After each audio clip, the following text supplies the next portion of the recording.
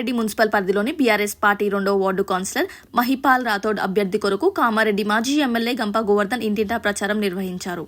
అంతకుముందు వార్డులో గల సరస్వతి అమ్మవారిని దర్శించుకోవడం జరిగింది. ప్రచారం అనంతరం ప్రజలను ఉద్దేశించి మాట్లాడుతూ బీఆర్ఎస్ ప్రభుత్వంలో మాజీ సీఎం కేసీఆర్ నాయకత్వంలో ఇల్చీపూర్ మరియు అడ్లూరు గ్రామానికి నేనే అభివృద్ధి చేయడం జరిగిందని, కాంగ్రెస్ ప్రభుత్వం వచ్చి 2 సంవత్సరాలు పూర్తయిందని, ఈ 2 సంవత్సరాలలో ఈ వార్డు కౌన్సిలర్కి ఒక్క అభివృద్ధి పనులు కూడా చేయలేదని తెలిపారు. రేవంత్ రెడ్డి అన్ని అబద్ధ మాటలు చెప్పి అధికారంలోకి రావడం జరిగిందని, సీఎం రేవంత్ రెడ్డి అధికారంలోకి రాగానే తులం బంగారం ఇస్తానని చెప్పి ఇక్కడున్న అమ్మలు అక్కలు చెప్పాలి ఒకరికైనా తులం బంగారం వచ్చిందా అని అన్నారు. 2000 పింఛను 4000 చేస్తానని చెప్పాడు. ఏ ఒక్కరికైనా వచ్చిందా అని ప్రజలను అడిగి తెలుసుకున్నారు. 18 సంవత్సరాల నుండి మహిళలకు 2500 రూపాయలు వారి అకౌంట్లో వేస్తానని చెప్పాడు. ఎవరికైనా వేశాడా అని అన్నారు. కళ్యాణ లక్ష్మితో పాటు తులం బంగారం ఇస్తానని చెప్పాడు. ఒక్క మహిళకైనా మాసం బంగారం ఇచ్చాడా అని అన్నారు. ఎన్నికల ప్రచారంలో భాగంగా కామారెడ్డి పురపాలక సంఘం 2వ వార్డు పరిధిలోని అడ్లూరు అర్జునవాడకు రావడం జరిగింది.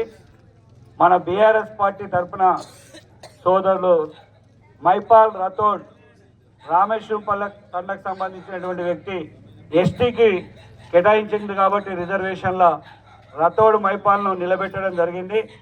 అదేవిధంగా ఈ కార్యక్రమానికి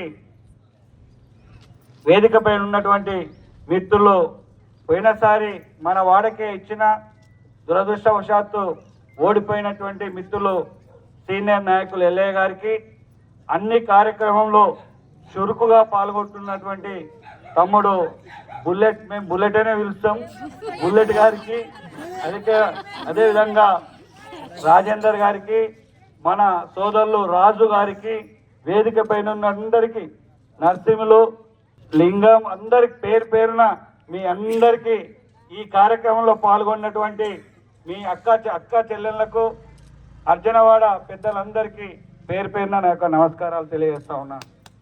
నేను ఒకటే మీ అందరికీ విజ్ఞప్తి చేస్తా ఉన్నాను. 2 సంవత్సరాల పైన అయింది కాంగ్రెస్ ప్రభుత్వం అధికారంలోకి వచ్చి.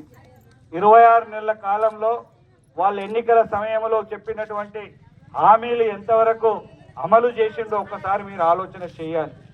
గతంలో కేసీఆర్ ఇస్తున్నటువంటి పెన్షన్ 200 రూపాయలు ఉంటే దాన్ని కేసీఆర్ గారు 2000 రూపాయలకు తీసుకుపోవడం జరిగింది. వికలాంగులకు 500 ఉంటే దాన్ని 4000కు తీసుకుపోవడం జరిగింది. ఎన్నికల సమయంలో కాంగ్రెస్ వారు, ఇప్పుడున్న ముఖ్యమంత్రి ఏం చెప్పిండు, కేసీఆర్ ఇచ్చేది 2000 ఎందుకు, డిసెంబర్లో నేను గెలవగానే ఒక్కొక్కరికి 4000 ఇస్తా అని చెప్పిండు. వికలాంగులకు 4 కాదు 6000 ఇస్తా అని చెప్పిండు. ఈ రోజు వరకు 26 నెలలైంది ప్రభుత్వం వచ్చి, ఎవరికైనా పెన్షన్ 1 రూపాయి పెరిగిందా అని నేను అడుగుతా ఉన్నాను. 1 రూపాయి పెరగలేదు. అదే విధంగా ఇలా ఏజ్ నిండిన వాళ్ళు, భర్తలు చనిపోయిన వాళ్ళు బాధపడతా ఉన్నారు. 26 నెలల్లో కొత్త పెన్షన్ కూడా ఒక్కటి కూడా ఇవ్వండి మీకు గుర్తు చేస్తా ఉన్నాం. ఇప్పుడు నేను మన వాడలో తిరుగుతుంటే స్పష్టంగా అడుగుతున్నారు, నాకు పెన్షన్ 66 ఏళ్ళైంది, 64 ఏళ్ళైంది, పెన్షన్ ఇస్తలేరని బాధపడతా ఉన్నారు.